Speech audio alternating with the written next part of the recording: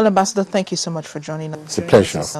This, of course, is a matter that has generated a lot of reaction, a lot of condemnation for the Nigerian government for allowing the Sudanese president, Omar Al-Bashir, into the country. But in your opinion, do you think it was a deliberate move by the Sudanese president, knowing that Nigeria is a signatory to the ICC, still coming here?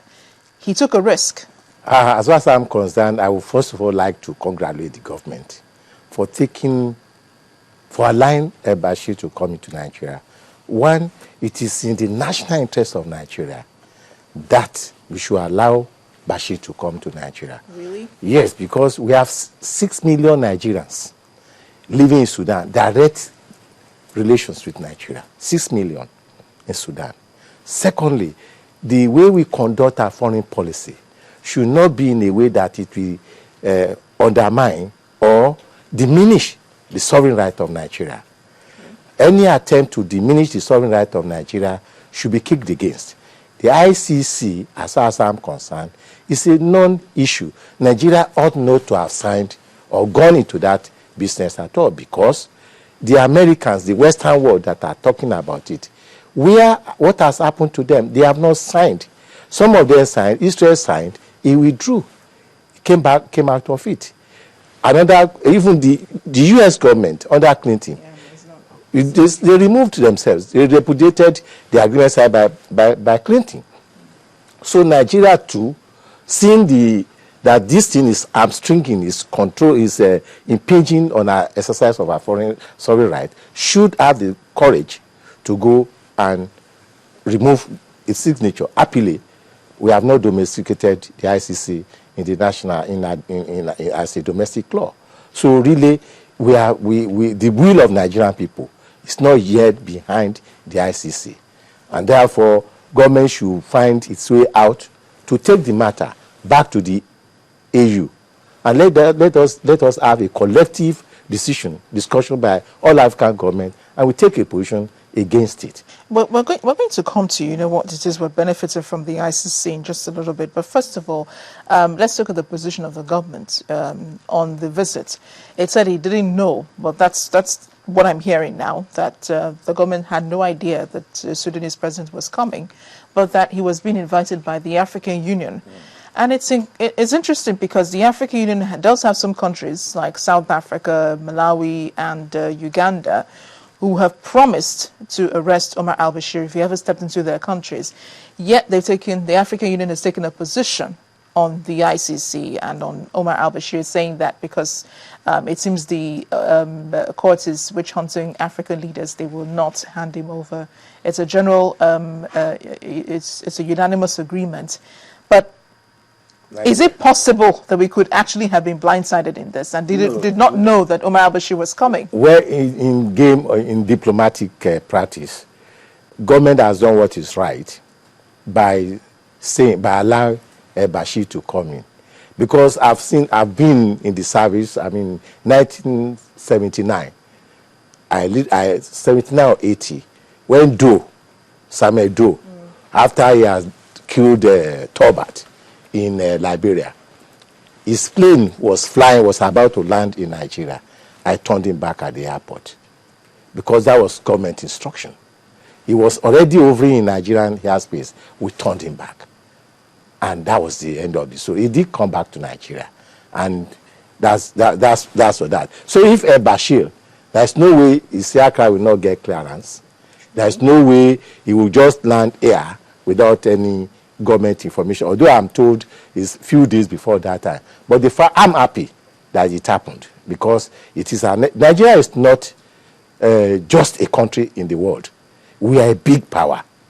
It's a pity that we are just where we are, but we are a big power, and we should be able to exercise our sovereignty. I agree, those people, the NGOs, making noise. Human rights is not the only issue that is in contention here. I'm not saying anybody should trample on any other person's human right, but in contention is it Nigeria that brought South Africa out of where it was, that somebody will sit in Washington or in Rome and told that somebody should not come to this country? We have business interests. In fact, Africa cannot develop without peace in Sudan. So even when when the president was here, it's an opportunity for President Goodluck to be able to talk to him on some issues. These are things that people will not know.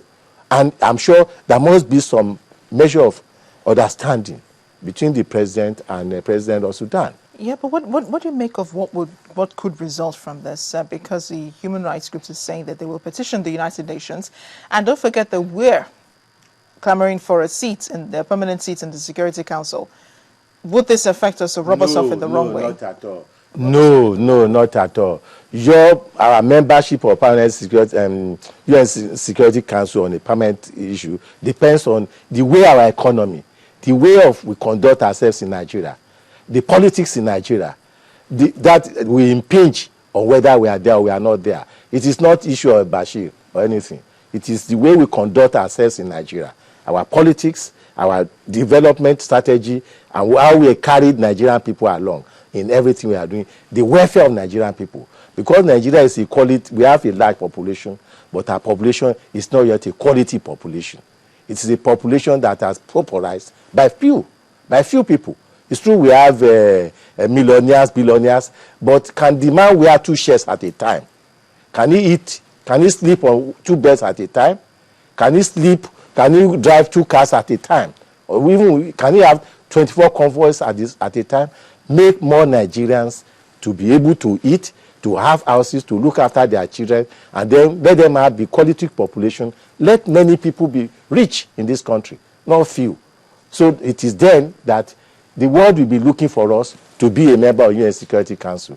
Let our road be okay. Let there be electricity. Let there be job for everybody. They will be looking for us to be a member of UN Security Council.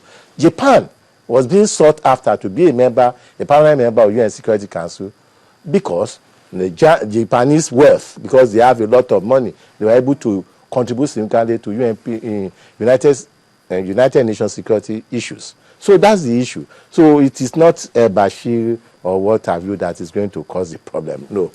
Well, very quickly, I just want to ask, because most of the questions I even wanted to ask, I mean, you've already answered, fortunately. But really, when you look at it, what exactly are we benefiting from the ICC? What exactly is any African country benefiting from the ICC as signatories? And then, there's this issue of paying more allegiance to regional bodies than to international bodies, which is what you find in most in Europe. The European Union countries are more loyal to their regional bodies than to the general body itself. Well, for me, I believe that the business of Nigeria is to consolidate the AU. That is the only credible platform where we can project ourselves as a country fully. And therefore, I believe that ICC status, or the Rome status as they call it, should be taken back to AU, discussed thoroughly, and reviewed. If you don't want to review it or whatever, jettison it. There is no way United Nations can work against the whole of African continent if we have a solid position on the ICC. But let me tell you one thing. ICC has some issues. The Rwanda genocide that happened, the crisis that is going on in some other African countries, to checkmate the fact that of people just doing whatever they like because they are head of state or they are this and that. That is why ICC coming. But then it has to be a universal something. The Americans act in Iraq, what they did in Afghanistan, all those ones, they are all condemnable actions. But you cannot take a U.S. soldier to any ICC. Why? That's the issue. We should have the freedom of action as a country to do whatever, not to kill our people, but to let it be there as a check. But at the same time, I personally would have preferred a situation where AU takes a decision. We all agree on what to do in Africa on the matter. Ambassador, thank you so much. Thanks so much. Thank you for your thoughts. Well, Israelis and Palestinians may be able to heave a sigh of relief as peace talks may soon be resumed between their leaders. U.S. Secretary of State John Kerry has been shuttling back and forth trying to make it happen. It may take a few months, but at least there's something on the table.